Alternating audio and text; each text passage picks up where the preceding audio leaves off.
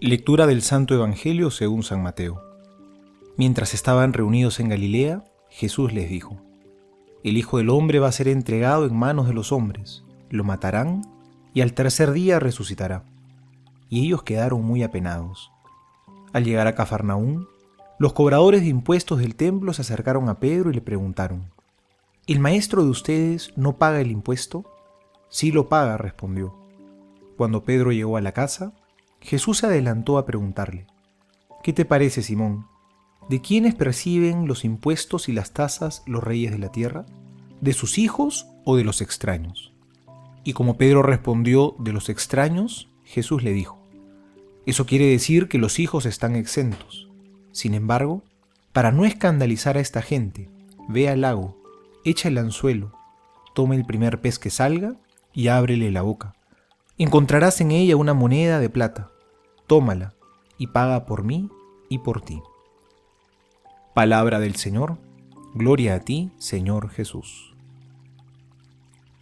Hoy una vez más en las Escrituras aparece este animal, el pez, que tiene un fuerte contenido simbólico. Ya los padres de la Iglesia señalaban el sentido redentor y salvador de este animal. Es un pez el que salvó a Jonás cuando fue arrojado de la nave por huir del Señor. Es también por un pez que Tobías pudo curar la ceguera de su padre. Jesús, ante la multitud hambrienta, multiplicó 5 panes y 2 peces, asociando de alguna manera este animal al banquete eucarístico. Y era el pez el signo con el que los primeros cristianos se identificaban entre ellos. Representaba que eran seguidores de Jesús.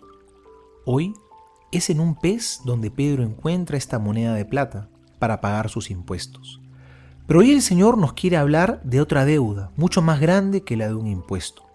Una deuda que resultaba impagable para nosotros, y tenía que venir Jesús a pagarla con la moneda de su propia sangre. Ese ha sido el precio de nuestra salvación. Nuevamente la figura del pez nos recuerda que Dios ha venido a curarnos, ha venido a salvarnos. Eso es lo que nos decía el Evangelio al comienzo. Mientras estaban reunidos en Galilea, Jesús les dijo: El Hijo del Hombre va a ser entregado en manos de los hombres, lo matarán y al tercer día resucitará. Y ellos quedaron muy apenados. Jesús nos quiere recordar que ha venido a pagar la deuda impagable para nosotros y nos ha cobrado nada. Así nos invita a insertarnos en esa misma dinámica de generosidad. Aprendamos del Señor, aprendamos de su amor que quiere darlo todo gratis. Démonos también nosotros así a los demás. Vivamos esa dinámica, empezando por los que tenemos más cerca. Que la medida con que nos demos a los demás no sea la medida de la mezquindad, sino que sea la medida de la abundancia. Esforcémonos por ser los más buenos, los más generosos, los más caritativos. Soy el Padre Juan José Paniagua y les doy a todos mi bendición en el nombre del Padre, y del Hijo, y del Espíritu Santo. Amén.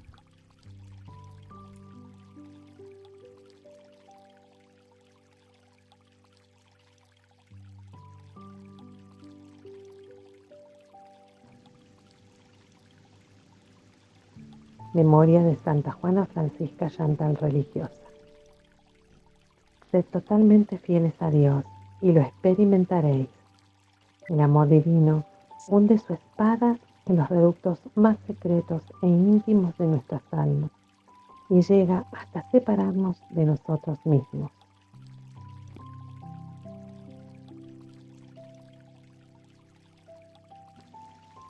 Mes de la familia. Meditaremos esta semana la carta Gratissimam San, el sumo pontífice Juan Pablo II a las familias. La familia, camino de la Iglesia. Entre los numerosos caminos, la familia es el primero y el más importante. Es el camino común, aunque particular, único e irrepetible, como irrepetible es todo hombre. Un camino del cual no puede alejarse el ser humano.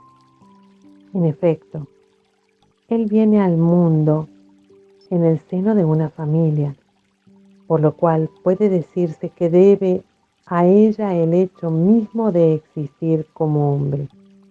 Cuando falta la familia, se crea una persona que viene al mundo, una carencia preocupante y dolorosa que pasará posteriormente durante toda su vida.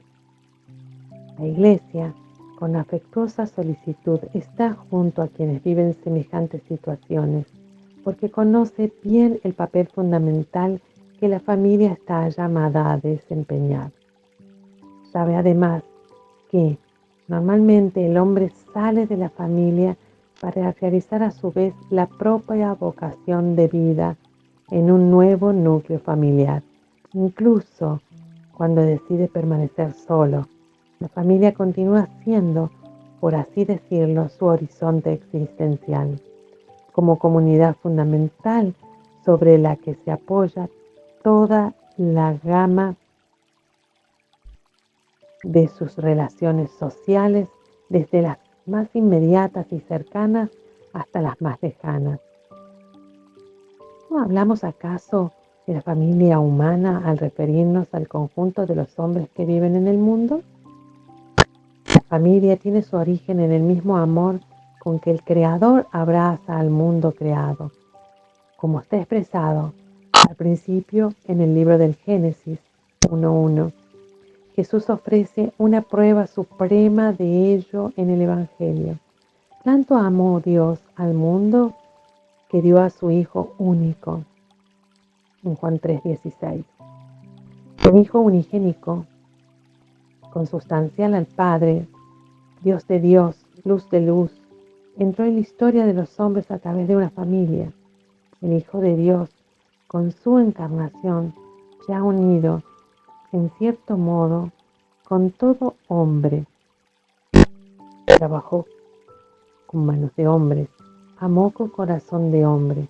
Nacido de la Virgen María, se hizo verdaderamente uno de nosotros, en todo semejante a nosotros, excepto en el pecado.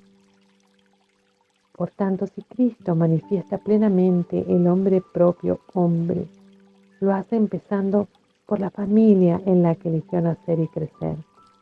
Se sabe que el Redentor pasó gran parte de su vida oculta en Nazaret, sujeto, como hijo del hombre, a María, su madre, y a José, carpintero.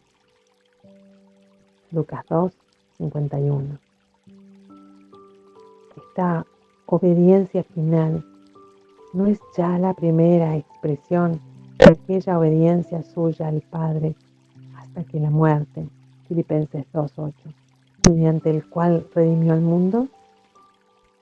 El misterio divino de la encarnación del Verbo está, pues, en estrecha relación con la familia humana, no solo con una, la de Nazaret, sino de alguna manera con cada familia, analógicamente a cuanto el Concilio Vaticano II afirma del Hijo de Dios, que en la encarnación se ha unido en cierto modo con todo hombre, siguiendo a Cristo, que vino al mundo para servir.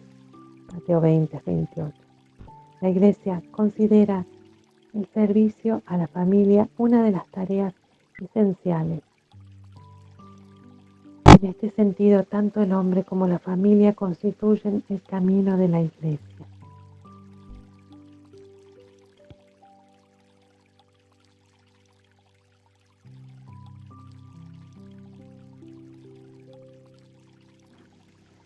Comentario desde la tradición de la Iglesia. Discurso del Santo Padre Benedicto XVI, domingo 18 de diciembre del 2011. Justicia y misericordia, justicia y caridad, bisagras de la doctrina social de la Iglesia. Son dos realidades diferentes, solo para nosotros los hombres, que distinguimos atentamente un acto justo de un acto de amor. Justo para nosotros es lo que se debe al otro, mientras que misericordioso es lo que se dona por bondad. Y una cosa parece excluir la otra, pero para Dios no es así. En Él, justicia y caridad coinciden. No hay acción justa que no sea también acto de misericordia. y de perdón, y al mismo tiempo no hay acción de misericordia que no sea perfectamente justa. Qué lejana está la lógica de Dios de la nuestra, y qué diferente es nuestro modo de actuar. El Señor nos invita a acoger y a observar el verdadero espíritu de la ley para darle pleno cumplimiento en el amor hacia quien lo necesita. Pleno cumplimiento de la ley es el amor, escribe San Pablo. Nuestra justicia será tanto más perfecta cuanto más esté animada por el amor por Dios y por los hermanos.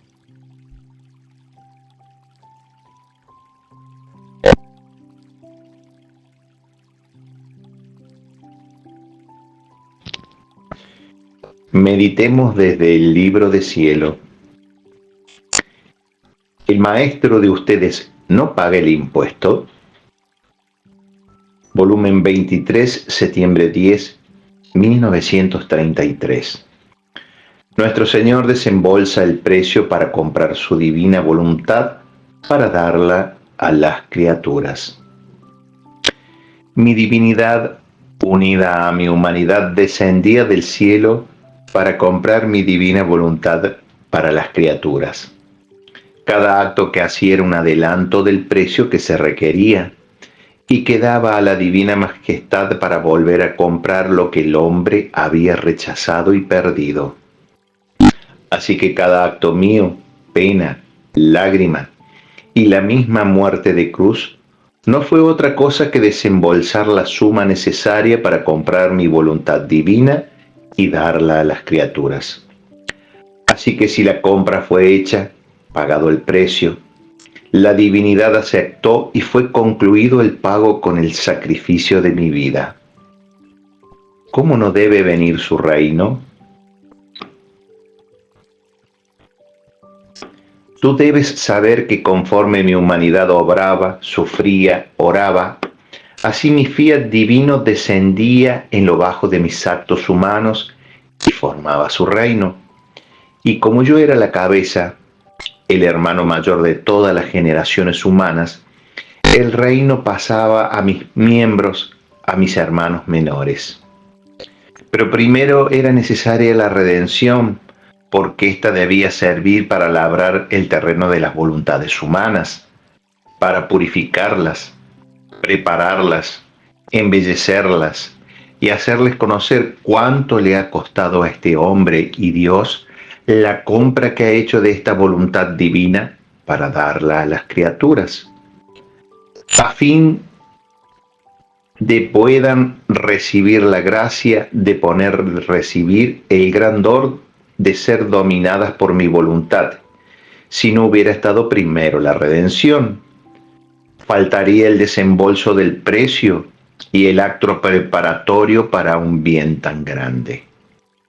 Es más, te digo que la divinidad, antes de que yo descendiera, había decretado la redención y el reino de mi voluntad, debiendo servir la una al desembolso de la otra, porque siendo ella divina y de valor infinito, se necesitaba un hombre Dios que pudiese pagar y adquirir un querer divino, para darlo de nuevo a quien lo había perdido. Y si esto no fuese, no me habría movido del cielo para venir solo a redimir.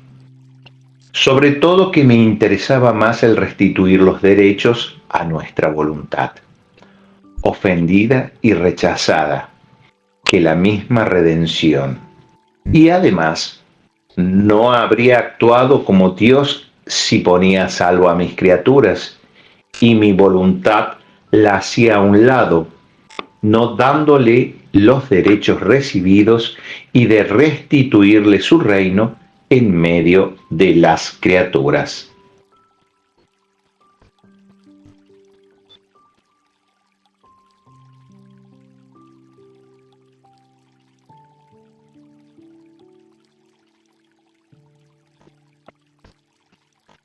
Encontrarás en ella una moneda de plata, tómala y paga por mí y por ti.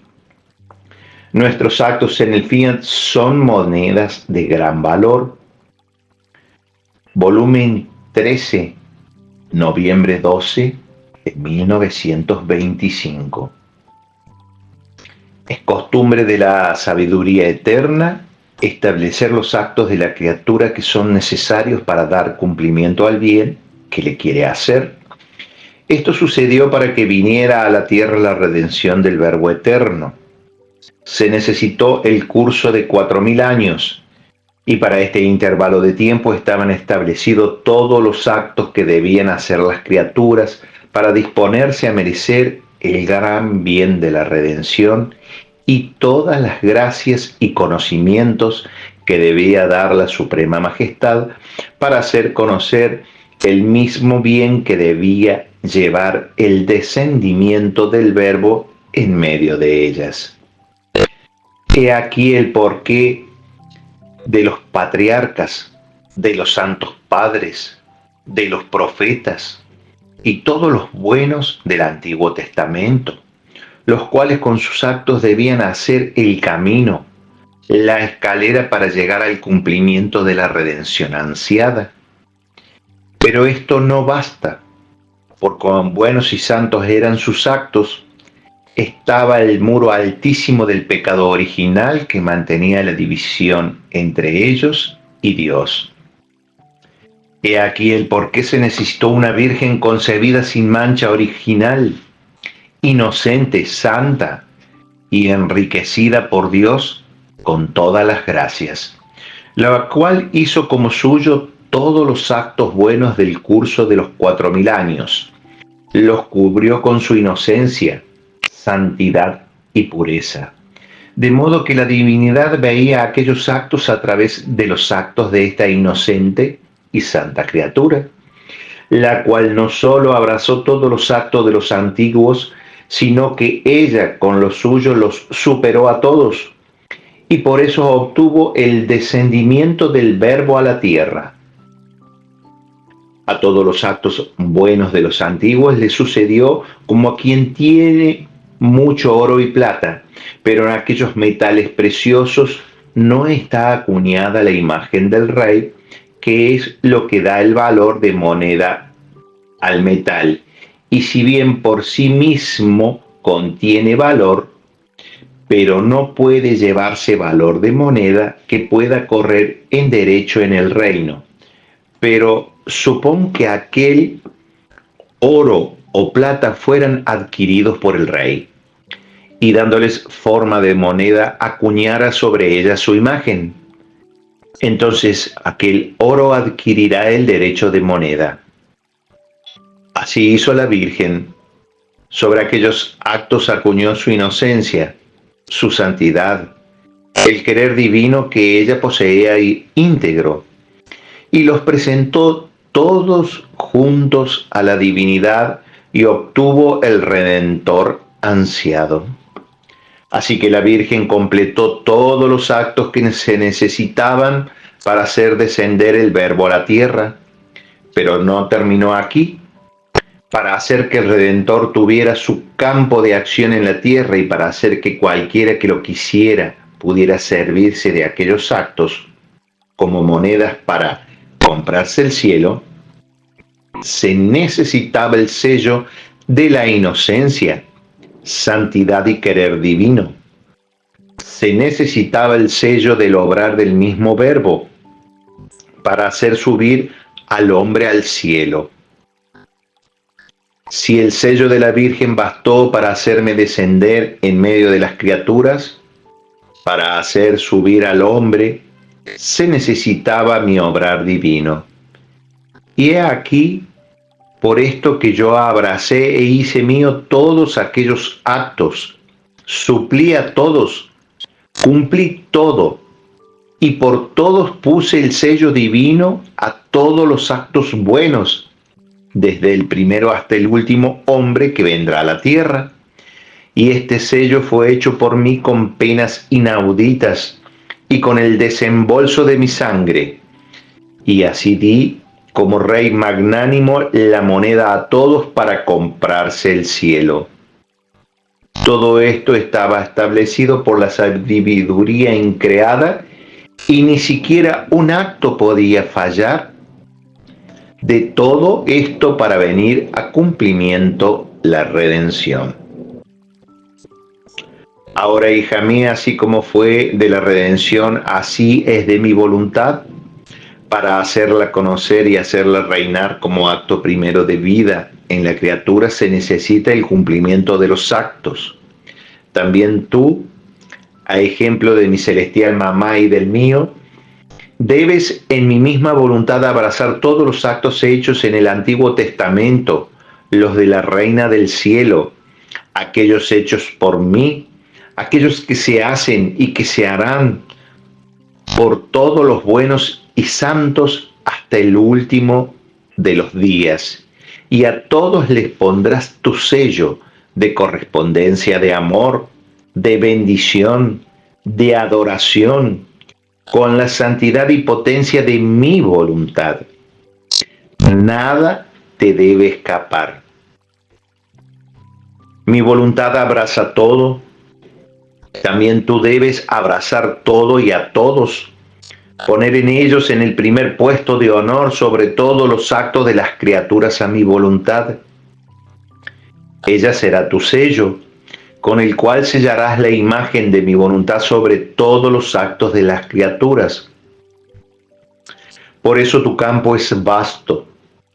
Te quiero ver correr en mi voluntad sobre todas las gracias y prodigios que hice en el Antiguo Testamento para darme tu correspondencia de amor y de agradecimiento. En los actos de los patriarcas y profetas para suplir su amor.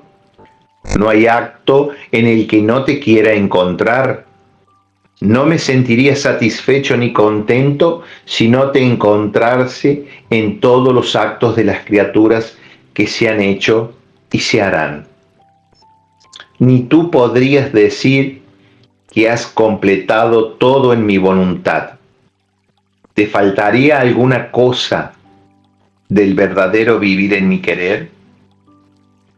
Por eso, sé atenta si quieres que la plenitud de la luz sea suficiente para poder iluminar con el sol de mi voluntad a todas las gentes.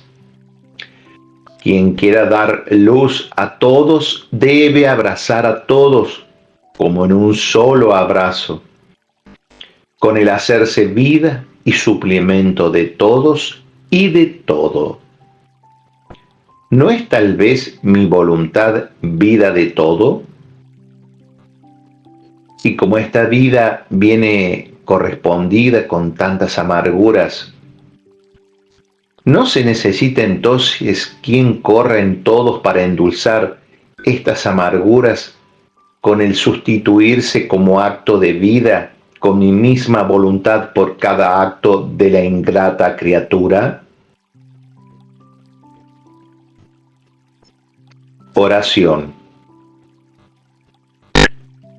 Oh Jesús, me uno a ti, me estrecho a tu cruz, toma todas las gotas de esta sangre que escurre en ella y las pongo en mi corazón, y cuando vea almas obstinadas en la culpa, les llevaré esta sangre y las revestiré con ellas para que comprendan la moneda del amor con que fue pagada nuestra salvación y el derecho para volver a la finalidad para la que fui creada. Fiat, fiat, fiat.